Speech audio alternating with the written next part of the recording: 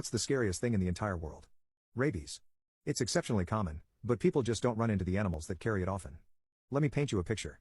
You go camping, and at midday you decide to take a nap in a nice little hammock. While sleeping, a tiny brown bat decides to bite in your sleep. His teeth are tiny. Hardly enough to even break the skin, but he does manage to give you the equivalent of a tiny scrape that goes completely unnoticed. You wake up, none the wiser. If you notice anything at the bite site at all, you assume you just lightly scraped it on something. The bomb has been lit, and your nervous system is the wick. The disease will multiply along your nervous system, doing virtually no damage, and completely undetectable. You literally have no symptoms. It may be 4 days, it may be a year, but the camping trip is most likely long forgotten. Then one day you get a slight headache. At this point, you're already dead. There is no cure. There's no treatment. It has a 100% unalive rate. So what does that look like? Your headache turns into a fever, and a general feeling of being unwell. You're fidgety, uncomfortable and scared. As the virus that has taken its time getting into your brain finds a vast network of nerve endings, it begins to rapidly reproduce, starting at the base of your brain, where your pons is located. This is the part of the brain that controls communication between the rest of the brain and body, as well as sleep cycles. Next you become anxious. You still think you have only a mild fever, but suddenly you find yourself becoming scared, even horrified, and it doesn't occur to you that you don't know why. This is because the disease is chewing up your amygdala. As your cerebellum becomes hot with the virus, you begin to lose muscle coordination and balance.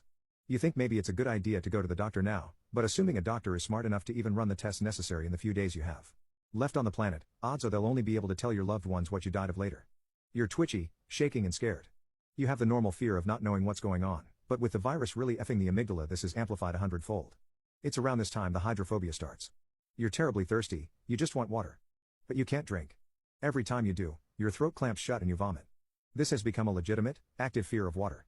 You're thirsty, but looking at a glass of water begins to make you gag and shy back in fear.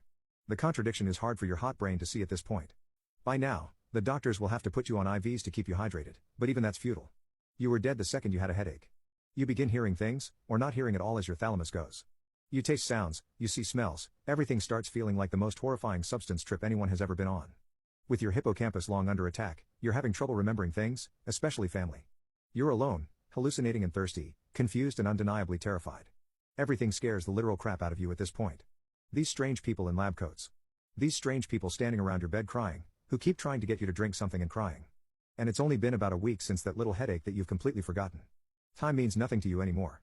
Funny enough, you now know how the bat felt when he bit you. Eventually, you slip into the dumb phase. Your brain has started the process of shutting down. Too much of it has been turned to liquid virus. Your face droops. You drool. You're unaware of what's around you. A sudden noise or light might startle you, but for the most part, all you can do is just stare at the ground. You haven't really slept for about 72 hours. Then you die. Always, you die.